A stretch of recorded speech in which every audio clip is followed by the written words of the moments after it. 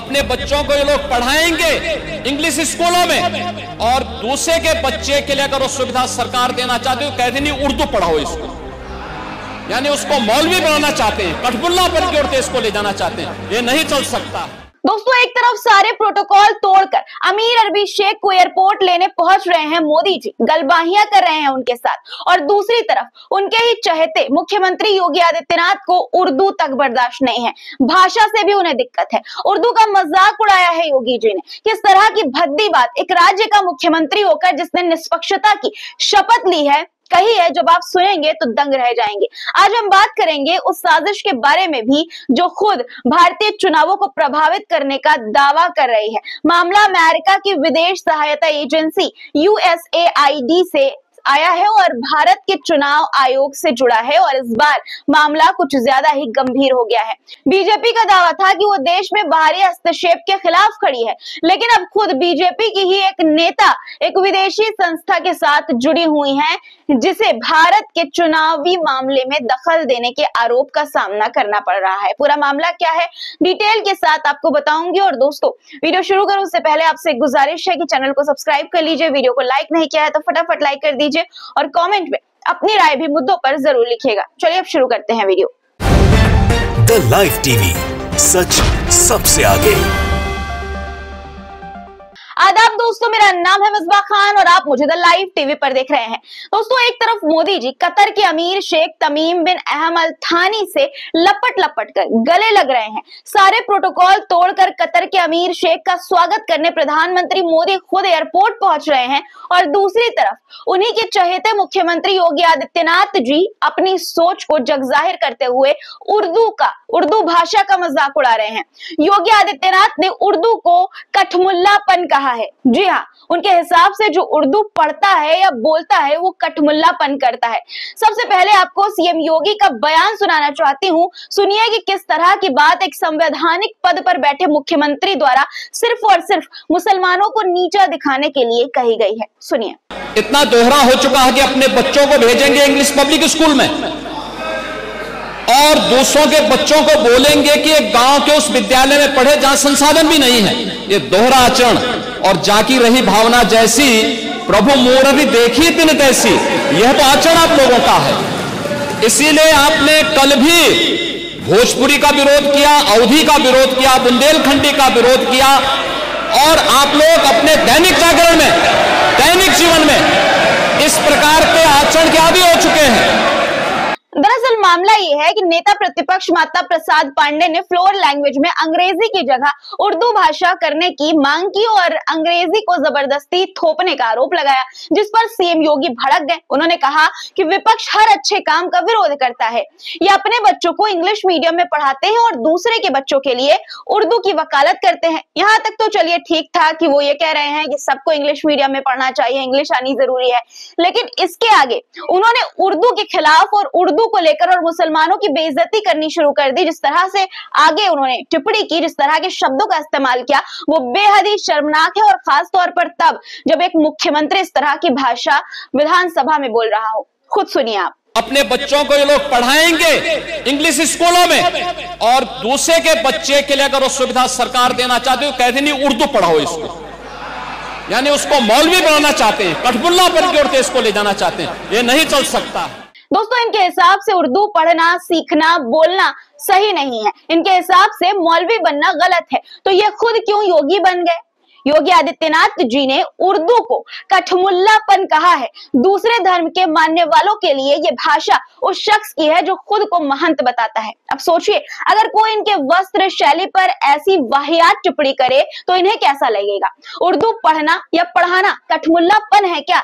एक भाषा को लेकर इस तरह की बात वही कह सकता है जिसका पढ़ाई लिखाई से शायद ही कोई वास्ता रहा हो।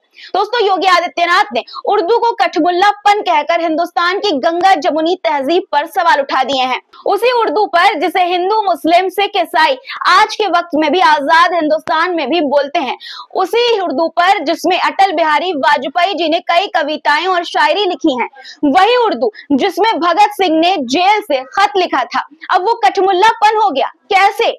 वही जिसमें मुंशी प्रेमचंद ने अपने साहित्यिक कैरियर की शुरुआत की थी।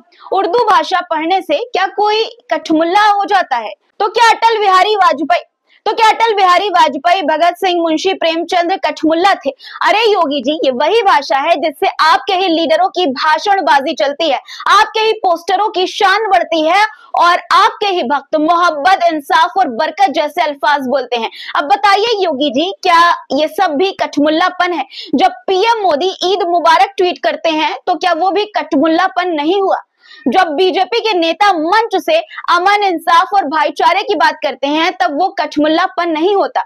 जिस उर्दू को संविधान में आधिकारिक भाषा का दर्जा दिया गया है, उस भाषा को पढ़ना सीखना कठमुल्लापन कैसे हो गया?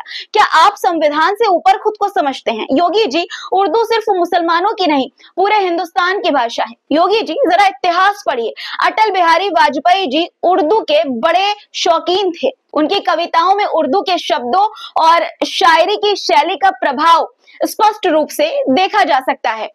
जैसे आओ फिर से दिया जलाएं, जंग ना होने देंगे और हिरोशिमा की पीड़ा उर्दू में भी उपलब्ध है। स्वामी विवेकानंद ने भी ये कहा था कि भाषा का कोई धर्म नहीं होता, लेकिन आप तो शायद इन सब के भी गुरु हैं। योगी जी, उर्दू तो हर दिन आपके आसपास है।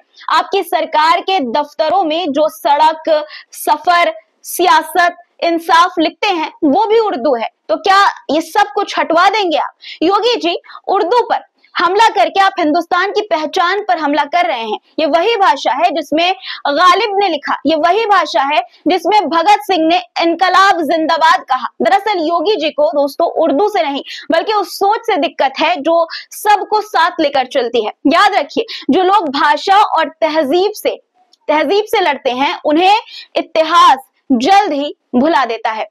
भारत में आम बोलचाल में उर्दू के कई शब्दों का इस्तेमाल होता है, हर रोज होता है, जो हर धर्म और समुदाय के लोग सहज रूप से प्रयोग करते हैं।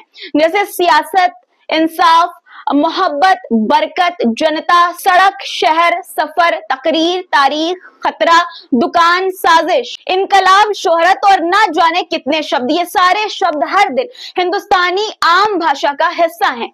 अब योगी जी बताइए कि इनका भी इस्तेमाल करना क्या कठमुल्लापन है? कठमुल्लापन आप इसको भी कहेंगे क्या? जो भी हिंदुस्तानी इन भाषाओं का, उर्दू का इस्तेमाल करता है उसको आप कहेंगे कि भैया ये तो कठमुल्ला है? दोस्तों, एक तरफ मुसलमानों को और उनकी वजह से उर्दू को कोस रहे हैं योगी जी, और दूसरी तरफ कपड़ों से पहचानने वाले मोदी जी अरबी शेखों से लपट लपट कर गले मिल रहे हैं। प्रधानमंत्री नरेंद्र मोदी प्रोटोकॉल तोड़कर कतर के अमीर शेख तमीम बिन हमद अल थानी का स्वागत करते हुए एयरपोर्ट पहुंचे थे करने के लिए। याद है ना क्या कहा था मोदी जी ने? ये आग लगाने वाले कौन हैं? वो उनके कपड़ों से ही पता चल जाता है। हबीबी शेख अमीर से बड़ा प्यार है मोदी जी को, लेकिन भारतीय मुसलमानों से बहुत नफरत। भारत में नफरत फैलाएंगे, अमीर शेख के गले पड़ जाएंगे। इसी को लेकर सोशल मीडिया पर लोग सवाल भी उठा रहे हैं कि जिस तरह से विदेशों में मुसलमानों से मिलते हैं, विदेशों के मुसलमानों से मिलते हैं, देश के मुसलमानों से मिले, उन्हें न्याय की उम्मीद दे, मस्जिदों, मदरसों, मज़ारों को तोड़ने वालों पर सख्त कार्रवाई करे, तब माने आपने पीएम रहते मुसलमानों का कुछ किया है। देश से नफरत खत्म करें, अमन चैन लाएं, हिंदू मुस्लिम नहीं होना चाहिए। एक अन्य यूजर ने अंधभक्तों को मोदी जी की मुस्लिम शेख के साथ गले लगने वाली तस्वीर शेयर करते हुए क्या लिखा वो मैं आपको सुनाना चाहती हूँ। लिखा है उन्होंने कि बड़ा पुराना रिश्ता है, फिर से धोखा हो गया अंधभक्तों के साथ। टोपी नहीं पहनूंगा लेकिन उन घर जाऊंगा, दुआ नहीं करूंगा, मजार पर चादर चढ़ाऊंगा, यहाँ तक सेवैयां पीने पाकिस्तान जाऊंगा, लेकिन अपने देश में हिंदू मुस्लिम करूंगा। आपके सामने है सब। एक तरफ मोदी जी कैसे गले मिल रहे हैं अमीर अरबी शेखों से, और दूसरी तरफ योगी आदित्यनाथ को उर्दू तक बर्दाश्त नहीं है। दोगलापन यही है इस पार्टी के नेताओं का। खैर, अब अगली खबर पर आते हैं। बीजेपी दूसरों पर आरोप लगाती थी कि विदेशियों से मिलकर चुनावी रणनीतियां बनाई जा रही हैं, और अब खुद उनकी पार्टी की एक नेता का नाम उस साजिश से जुड़ गया है जिस पर भारत में चुनावी प्रक्रिया को प्रभावित करने का आरोप है। दरअसल अमेरिका में एलन मस्क की अध्यक्षता वाले सरकारी दक्षता विभाग यानी कि डिपार्टमेंट ऑफ गवर्नमेंट एफिशिएंसी या DOGE ने अमेरिकी सरकार की ओर से फंडेड कई अंतर्राष्ट्रीय प्रोजेक्ट्स को रद्द करने की घोषणा की है। इनमें भारत में वोटर टर्नआउट पहलों यानी कि मतदान में वोटर्स की भागीदारी बढ़ाने के लिए एलोकेट की गई 2.1 यानी कि 2.1 करोड़ डॉलर की फंडिंग को रद्द किया जाना भी शामिल है। भारतीय करेंसी में ये अमाउंट 182 यानी कि 182 करोड़ रुपए बैठता है। एक्स पर DOGE के आधिकारिक पोस्ट में इस बारे में जानकारी दी गई है। इस फैसले ने भारत की चुनावी प्रक्रिया में विदेशी भागीदारी को लेकर चर्चाओं को फिर से हवा दे दी है। बाजार गर्म हो गया है चर्चाओं का।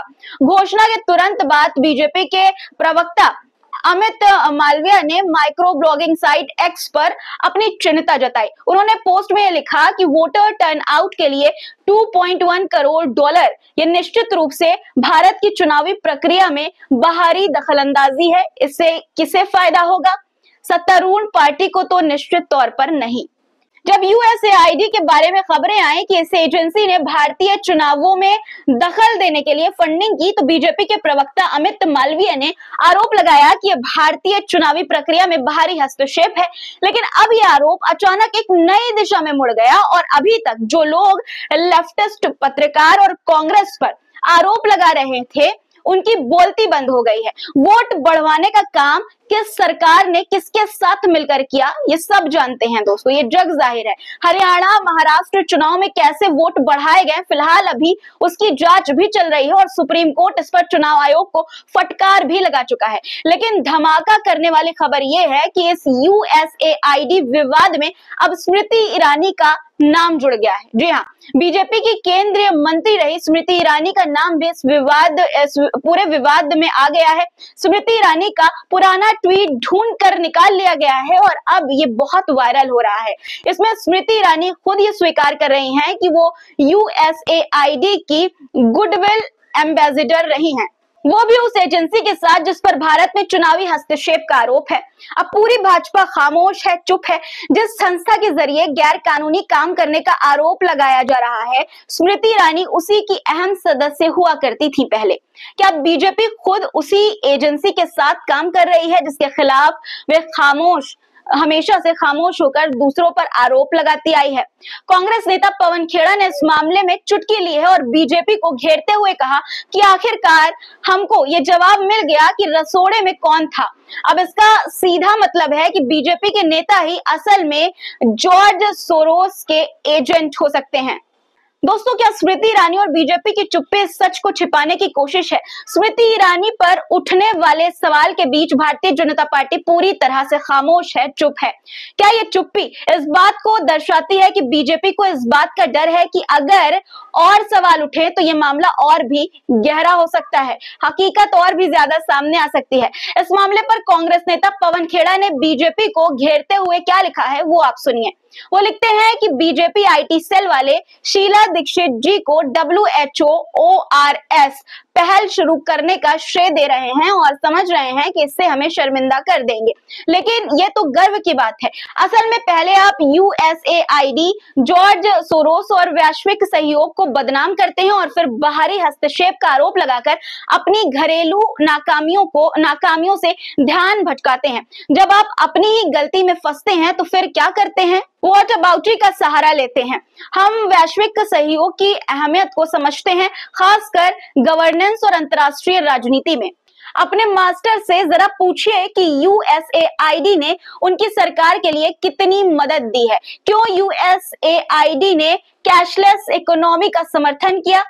किसके दबाव में डिमोनेटाइजेशन लाया गया? तब तक चुप रहिए और बैठिए। हाँ, अपनी जुबान की जगह अपनी पूंछ हिलाते रहिए।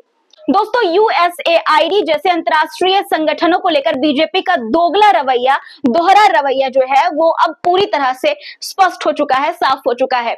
वो जब तक दूसरों को घेरने में लगे रहते हैं, खुद के अंदर की सच्चाइयों को जो है वो नहीं देख पाते, मुंह मोड़ते हैं उससे। देखना ये होगा कि अब बीजेपी क्या कदम उठाती है और क्या वे अपनी चुप्पी तोड़ पाएगी। आपको क्या लगता है इस मामले को लेकर? कॉमेंट में अपनी राय जरूर लिखिएगा। चैनल को सब्सक्राइब नहीं किया है तो कर लीजिए, वीडियो को लाइक करके जाइए और शेयर भी जरूर कर दीजिएगा। फिर मुलाकात होगी। खुदा हाफिज।